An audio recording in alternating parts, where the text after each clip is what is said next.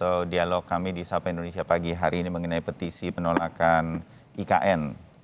Masih ada Mas Sidik Pramono, Ketua Tim Komunikasi dari IKN, Prof. Azumardi Azra, penggalang petisi salah satunya, dan kemudian ada Kang Ujang Komarudin, pengamat politik. Nah, Mas Sidik, apakah semua petisi gugatan ini akan menjadi masukan dan apa yang akan dilakukan sebagai masukan dari kalau Anda ada di struktur IKN saat ini yang sedang dipindahkan begitu, ini akan dilakukan seperti apa? Ditanggapinya seperti apa? Kan didengar sih pasti, tapi kemudian akan menjadi masukan sesuatu kah?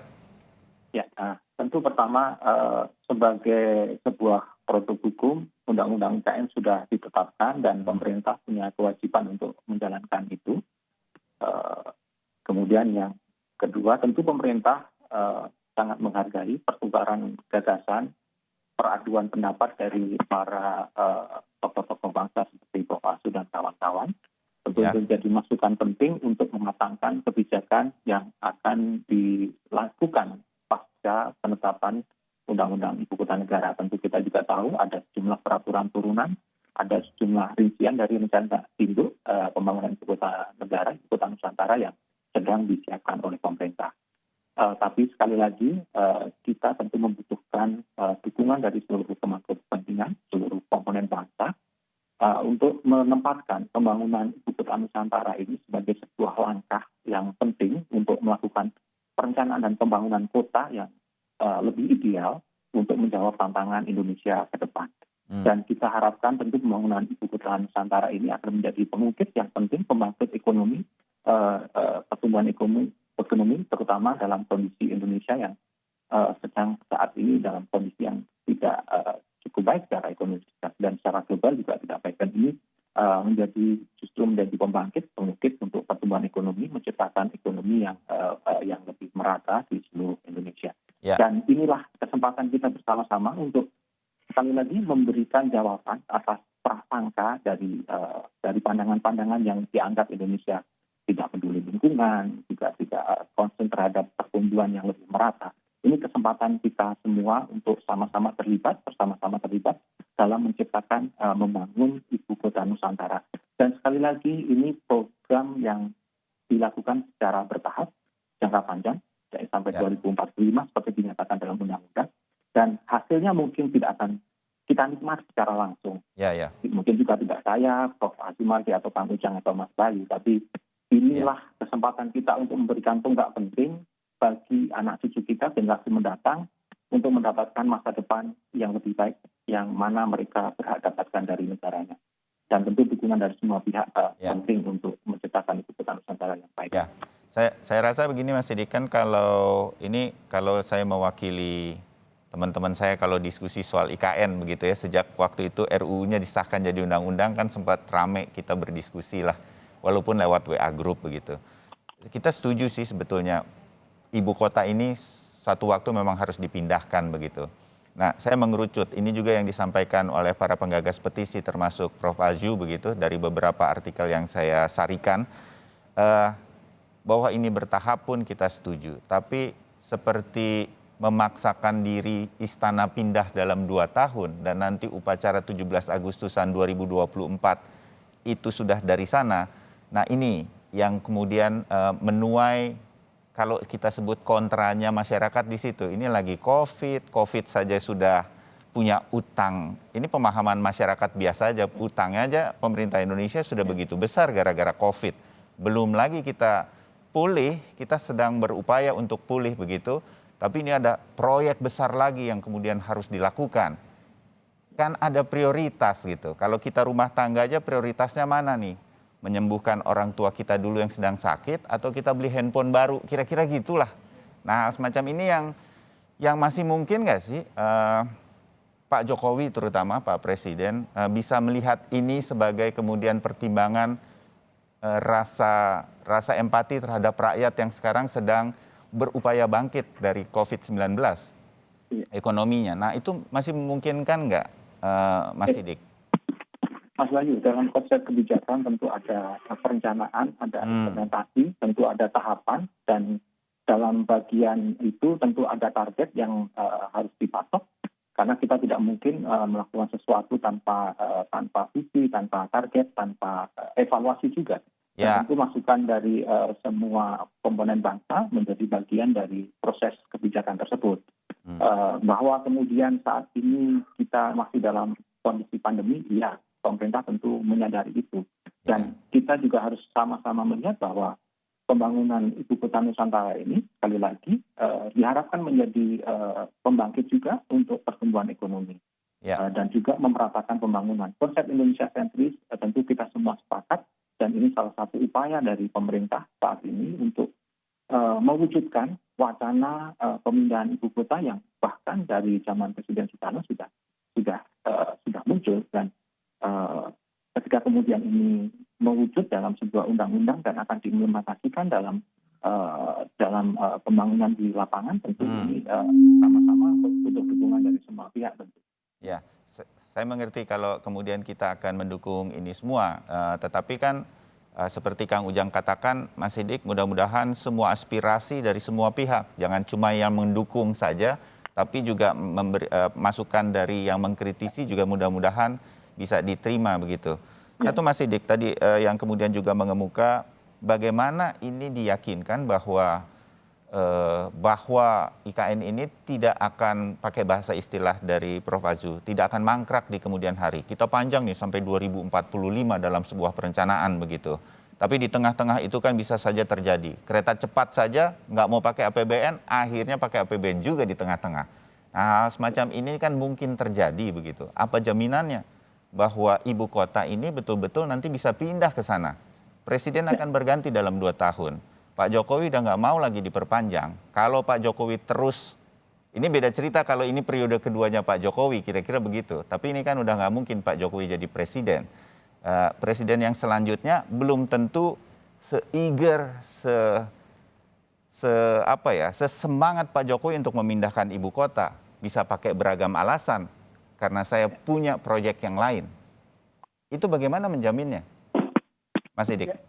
Tentu ini justru sesuatu yang lebih kuat dari sekedar wacana yang digulirkan sejak dari presiden terdahulu. Ini sudah bentuknya undang-undang, tentunya ada kesepakatan politik antara pemerintah dan DPR sebagai wakil rakyat, dan juga DPD ada proses keterlibatan para wakil rakyat DPD dalam proses pembahasan undang-undang. Ini tentu secara formal mengikat bagi semua pihak dan sekali lagi rancangan pembangunan tadi yang secara bertahap sampai tahun 2045 sudah dimuatkan dalam rencana induk dan proses untuk mengubah memperdetil rancangan rencana induk tadi tentu melalui proses yang melibatkan DPR juga, melibatkan pemerintah tentu dan inilah sekali lagi ini relatif kuat secara hukum ya. Dan kita tinggal mengimplementasikan itu tentu dengan mempertimbangkan masukan dari seluruh pihak. Walaupun undang-undang kan bisa berubah, politik kan berputar, ada di atas dan di bawah rodanya. Masa jabatan presiden pernah diubah, dari sekian tahun tidak diubah. Nah, hal semacam ini kan tetap terjadi. Saya bagaimana meyakinkan bahwa semua presiden nanti punya misi yang sama? Apa yang kemudian harus kita siapkan supaya ini sekali lagi jangan jadi legacy yang tiba-tiba nggak mungkin terjadi. 2045 begitu lama soalnya. Apa yang menjamin pendanaannya dan lain-lain. Nah, itu yang belum kita terima begitu dari pemerintah sejak undang-undang ini jadi. Mas Sidik? Sekali lagi, kita kan sama-sama diikat oleh keinginan untuk menciptakan Indonesia sentris. Pembangunan ibu kota negara itu adalah bagian dari itu dan bagian untuk menjawab tantangan ke depan, bukan hanya hari ini saja. Jadi kesamaan visi mengenai Indonesia ke depan, Indonesia yang lebih baik itu tentu menjadi concern kita semua. Saya pikir Prof. Azu dan bapak-bapak tokoh bangsa yang lain juga sependapat dengan pandangan itu. Dan ketika kemudian ini sudah mewujud dalam bentuk produk hukum, produk undang-undang, ya, kemudian kita masuk ke tahap implementasi. Tentu kalau Mas Bayu menanyakan apakah produk hukum ini bisa diubah, ya kemungkinan itu ada. Tapi intinya kesamaan visi mengenai Indonesia yang lebih baik menjawab tantangan ke depan dengan pembangunan ibu kota Nusantara ini, toh sudah bisa menyatukan kita gitu loh. menyatukan seluruh komponen bangsa bahwa ini penting, urgent, dan bisa kita laksanakan, kita wujudkan bersama-sama. Oke, Prof. Azu, dari jawaban-jawaban tersebut dan juga kalau kemungkinan petisi, sebutlah, saya menyebutnya apa ya, petisinya kurang diindahkan begitu, tetap didengar sebagai sebuah masukan. Hari ini pun sudah didengar begitu. Nah, apa yang kemudian menurut Prof. Azu, apa yang akan kemudian dilakukan juga Prof. Azu dan teman-teman? Ya kita kalau misalnya nggak didengar Presiden Jokowi tetap jalan ya kita nggak bisa berbikin apa-apa ya. Paling kan masyarakat sipil ya seperti saya dan mungkin juga pengamat politik kayak Kang Ujang itu paling paling hanya mungkin sebagian ada yang mengajukan judicial review ya ke MK gitu kan kemarin sudah dan mungkin saya tahu bahwa beberapa kelompok lagi sedang menyiapkan untuk untuk judicial review itu paling itu dan kemudian kalaupun misalnya juga ditolak oleh MK ya. Ditolak oleh MK ya berarti ya ini tetap jalan ya kan. Dan bahkan yang sudah dinyatakan inkonstitusional bersyarat sama MK sekalipun Undang-Undang Cipta Kerja masih aja jalan ya kan. Sedikit banyak itu ada aja yang jalan ya walaupun udah dilarang oleh MK. Jadi kita nggak bisa buat apa-apa karena ini memang sangat tergantung dari kemauan dan kesadaran politik dari presiden sendiri ya. Jadi kalau presiden misalnya menganggap ini memang seperti yang dibilang Kang Ujang ini harga mati, nah saya kira itu udah repot kita, susah kita ya kan. Kita nggak bisa melakukan apa-apa karena kita kita masyarakat biasa saja. Modalnya cuma mungkin kalau istilah orang kampung ya modalnya cuma dengkul ya kan. Ditambah dengan otak paling itu ya kan ada nalarnya paling itu yang kita punya tapi kita nggak punya selain dari itu jadi oleh karena itulah maka seperti yang tadi saya katakan ini adalah himbauan moral kepada Presiden Jokowi untuk mempertimbangkan kembali ya. Dan jadi ini bukan menolak mentah-mentah pemindahan ibu kota negara tetapi tolong pertimbangkan segala sesuatunya berbagai aspek dengan matang sehingga ini diyakini bisa betul-betul terjadi. Kira-kira sebetulnya itu ya Prof. Azu? Ya persis. Kalau ya udah banyak lah. Saya nggak mau mengulas misalnya terlalu jauh dari aspek politiknya, aspek lingkungannya, aspek geologinya itu udah banyak lah. Tapi yang paling penting kalau misalnya argumen yang sering dikemukakan kan ini untuk pemerataan ya kan. Kalau mau memang pemerataan saya kira ibu kota negara itu bukan untuk pemerataan ekonomi, itu hanya untuk pemerataan administrasi pemerintahan saja ya. Kalau mau pemerataan ekonomi, maka harus dibangun itu pusat-pusat ekonomi ya, mulai terutama di timur lah, di tengah dan di timur ada pusat-pusat ekonomi, pusat-pusat produksi ya, perkebunan, manufaktur dan lain sebagainya itu yang harus dikembangkan. Atau juga ditambah lagi dengan misalnya menggiatkan kembali mempercepat, memperbanyak transmigrasi untuk daerah-daerah yang memang penduduknya sedikit sehingga kemudian ekonominya nggak bisa bertumbuh ya. Jadi ini yang harus digerakkan kalau mau pemerataan. Menurut saya sih ibu kota tidak memunculkan pemerataan ekonomi kecuali pemerataan pemerintahan ya. Apalagi kemudian sebuah ibu kota itu baru bisa menarik orang kalau fasilitasnya, sarananya itu memadai. Nah kalau nggak ada misalnya hiburan nggak ada, pendidikan nggak ada, macam-macam ya seperti selengkap di Jakarta ya kan apa saja ada, maka kemudian ibu kota itu kemudian orang nggak berminat untuk tinggal di situ ya kan paling dijadikan tempat transit saja. Jadi ini yang juga harus dipertimbangkan misalnya menjelang 2024 itu sekian ribu 2.500 ASN dipindahkan misalnya. Ya memindahkan orang kan tidak cukup hanya dengan memindahkan orang ya, tapi memindahkan juga perangkat budayanya, kehidupan sosialnya, ekonominya dan sebagainya. Ini yang saya kira harus dipertimbangkan dan juga masyarakat lokalnya juga harus dipertimbangkan. Jangan kemudian mereka jadi penonton ya kan, atau terkepung oleh pagar-pagar ibu kota negara yang baru itu seperti yang sering kita lihat di kota-kota baru yang ada di sekitar Jakarta, misalnya di BSD. Di BSD itu banyak sekali kantong-kantong penduduk yang nggak bisa kemana-mana, dikepung oleh pagar. Juga di Pantai Indah Kapuk juga seperti itu. Ini kan sebuah lingkungan saya kira yang membuat terjadinya segregasi sosial, dan segregasi sosial budaya ini berbahaya gitu. Ya. Jadi ini Nah, inilah yang harus dipertimbangkan, dipikirkan matang-matang. Oke. Ya, Prof. Hajud, terima kasih. Mudah-mudahan ini menjadi masukan begitu bagi tim yang sekarang sedang memindahkan ibu kota. Terakhir dari Kang Ujang, saya tahu bahwa ada petisi, ada gugatan. Saya tahu ini pasti didengar bahkan oleh Pak Jokowi, menjadikan masukan begitu. Tinggal bagaimana kita mungkin melihat nanti tim pemindahan IKN ini termasuk Mas Sidik, kemudian apa yang akan dilakukan. Mudah-mudahan masukannya untuk menelaah ini dengan matang dan tidak terburu-buru ini menjadi masukan. Pun begitu, suara-suara seperti ini kan suara-suara politik juga. Ambisi Pak Jokowi, sebutlah begitu, dalam 2 tahun ada sesuatu yang sudah dipindahkan ke sana. Ini juga jangan sampai berbanding terbalik dengan niat baiknya sebetulnya untuk bisa memindahkan ibu kota sebagai sebuah sejarah baru dan meninggalkan legacy. Dari sisi politis, apa yang harus dihitung dari semua ini bagi seorang Pak Jokowi, bagi pemerintahan sekarang agar benar-benar nantinya meninggalkan legacy politik yang baik?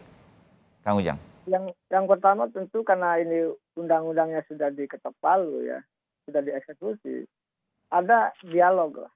Ya kan, dialog itu harus dibiasakan dengan tadi dengan Prof. Azim Azhar dan teman-teman tokoh-tokoh bangsa yang lain. Itu penting. Selama ini kenapa ada penolakan? Kenapa ramai di luar gitu? Ya itu kan karena tidak ketemu, karena dianggap, mohon maaf, undang-undang itu tidak aspirasi. Ya. Coba kalau aspirasi dari awal, didengar dari awal gitu kan, lalu didiskusikan, diperdebatkan ya dengan para tokoh bangsa yang lain gitu ya. Ini juga nanti akan berjalan dengan baik gitu loh. Ya. Karena tadi saya meyakini ya Prof. Azim Azhar adalah tokoh bangsa yang punya pikiran yang panjang ke depan dan punya kontribusi untuk kepentingan bangsa. Jadi masukan-masukan yang kita diskusikan dari beliau juga sangat luar biasa berharga. Jadi dari awal kalau didengar gitu ya, sudut pandangnya gitu ya, kritikan-kritikannya, masukan-masukannya, tidak akan terjadi perdebatan-perdebatan, penolakan-penolakan seperti saat ini, apalagi muncul petisi. Biasanya sebuah undang-undang, kalau itu undang-undangnya aspiratif dan untuk kepentingan masyarakat bangsa dan negara, biasanya minim penolakan kok. Bahkan nggak ada petisi gitu loh. Ya. Oleh karena itu ya melanjutkan katakanlah ya dialog mungkin yang selama ini mungkin mohon maaf pemerintah gitu ya dalam konteks komunikasi publiknya nggak jalan, nggak bagus gitu lah. Cenderung kalau ada yang mengkritik diserang balik gitu ya. Ya ini juga harus menjadi koreksian dari teman-teman di KSP maupun di teman-teman istana gitu. Ya. Bahwa penolakan adalah petisi adalah bagian daripada proses aspirasi masyarakat. Justru Pak Prof. Azim Azhar dan tokoh bangsa yang lain, masyarakat, saya gitu. Ini kan mengawal misalkan di situ tidak ada terjadi misalkan mohon maaf korupsi. Di situ tidak terjadi misalkan kerusakan lingkungan. Ya kan desain perencanaannya juga tadi harus terbuka. Ya, semuanya harus terbuka. Bahkan saya ini cerita aja Bang Bayu, saya punya teman. Ya. Itu menginvestigasi tanah-tanah di sana di Kalimantan Timur selama 2 minggu. Itu mewakili keluarga Sultan di sana. Ini cerita saja.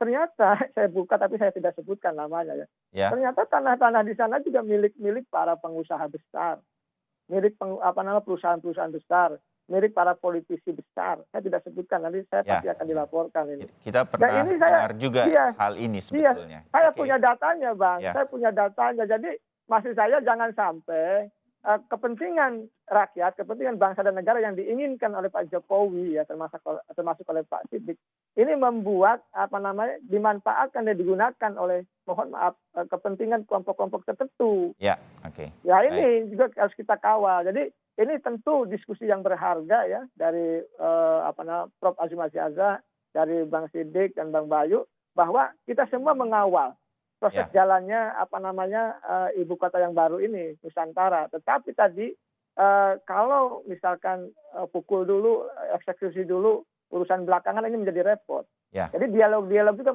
mesti dilanjutkan. Kalau hanya sekedar mendengar lalu tidak mengeksekusi apa yang menjadi masukan dari para cendekiawan termasuk dari Prof. Azim Azhar dan tokoh bangsa yang lain, ini juga akan menjadi persoalan. Ya. Nah, oleh karena itu ya saya punya keyakinan bahwa Pak Presiden adalah orang yang bijaksana gitu ya, mampu mendengarkan aspirasi tokoh-tokoh bangsa dan masyarakat. Saya banyaklah kritikan-kritikan saya yang juga didengarkan oleh Pak Presiden. Ya. Tentu ini juga menjadi, saya senang saja karena objektif tadi gitu. Ya tentu ini sama-sama kita bangun bangsa ini dengan kebersamaan. Seperti ya, ini sebuah proyek besar dan semua masukan kapanpun termasuk saat ini mudah-mudahan bisa diterima, didialogkan untuk kemudian dipersiapkan langkah-langkah terbaiknya agar semua bisa berjalan dengan semestinya. Mohon maaf waktu saya terbatas, Mas Siddiq, kita ketemu lagi ya kapan-kapan dengan masukan-masukan yang lain. Apresiasi saya semua terbuka untuk masalah ini dan mendialogkannya pagi hari ini seperti pada saat ini. Terima kasih Prof. Azu, terima kasih Kang Ujang, terima kasih Mas Siddiq. Kita ketemu lagi di diskusi yang lain. Salam sehat. Itu tadi perbincangan kita mengenai banyak yang menyuarakan hati-hati proyek besar seperti memindahkan ibu kota ini, banyak masukan-masukan yang harus didengar. Mudah-mudahan banyak dialog, banyak diskusi untuk membahas masalah ini terutama dari pemerintah.